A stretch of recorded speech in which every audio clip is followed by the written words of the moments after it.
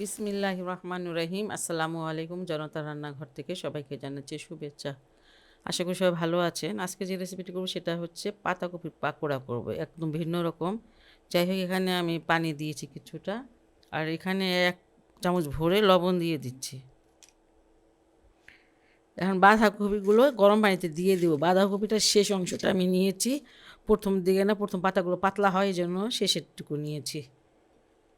এই একটা বলক আসা পর্যন্ত এটাকে আমি একটু সিদ্ধ করে নিব, তারপরেই হয়ে যাবে।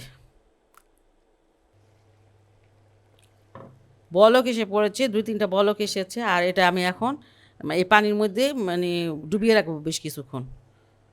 এই ফাঁকে আমি ব্যাটারটা বানিয়ে নিব।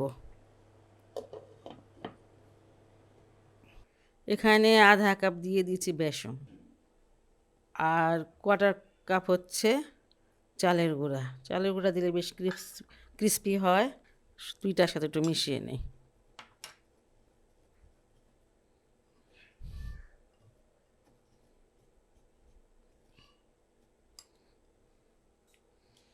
এখানে আমি কিছুটা মশলা দিলাম।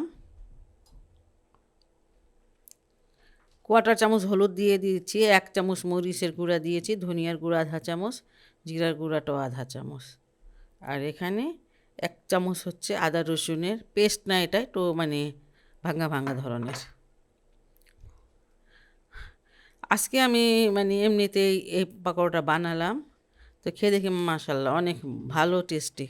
তাই ভাবলাম এটা আপনাদের সাথে শেয়ার করি, তাই শেয়ার করতেছি। স্বাদ মতন লবণটা দিয়ে দিচ্ছি। এখানে কিছুটা গরম মশলা দিয়ে দিচ্ছি, আধা চামচ হবে। এই গরম মশলা দিলে একদম স্বাদটা চেঞ্জ হয়ে যায়। এখন আমি একটু করে পানি দিয়ে দিব, ঘন একটা ব্যাটার হবে।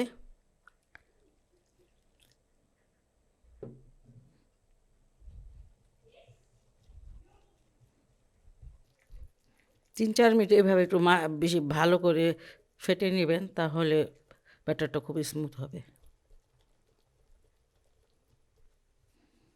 স্মুথ একটা ব্যাটার হয়েছে, আর এই যে যেমন এমন ঘন থাকবে। এটা আমি এখন এক সাইডে সরিয়ে নিচ্ছি। এখানে আমি কোয়ার্টার চামচ বেকিং পাউডার দিয়ে দিচ্ছি, অনেক কম দিব। এটা যখন বানাবেন পাকোড়া তার একটু আগে দিলে ভালো হয়। আর এই যে গরম তেল আছে, এখানে আমি গরম তেল একটু দিয়ে দিচ্ছি। এই চামচ আর 2 চামচ দিলাম। তারপর বানানোর আগে ব্যাটারটা খুব ভালো করে নাড়িয়ে নেবেন। আমার 200 গ্রাম পানি লেগেছে এই ব্যাটারটা করতে।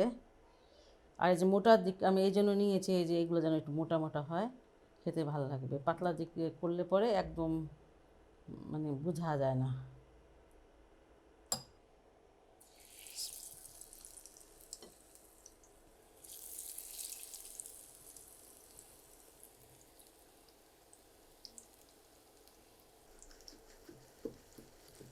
এই হাতলটা ধরে একটু ঝাঁকিয়ে দিবেন, দেখবেন যে ফুলে উঠেছে।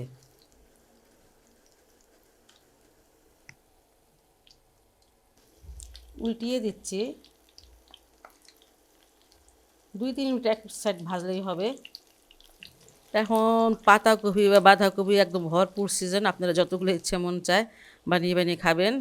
আর অনেক বাচ্চারা যেমন পছন্দ করবে, আপনারা তেমন পছন্দ করবেন। যাই হোক, খুবই সহজ, খুবই মজাদার একটি টেস্টি রেসিপি। আপনার বাসাটা অবশ্যই অবশ্যই ট্রাই করবেন। যদি ভালো লাগে আমার চ্যানেলকে লাইক, কমেন্ট, সাবস্ক্রাইব করবেন। সবাই ভালো থাকুন, সুস্থ থাকুন, নিরাপদে থাকুন, এই দোয়া করি। আল্লাহ হাফেজ।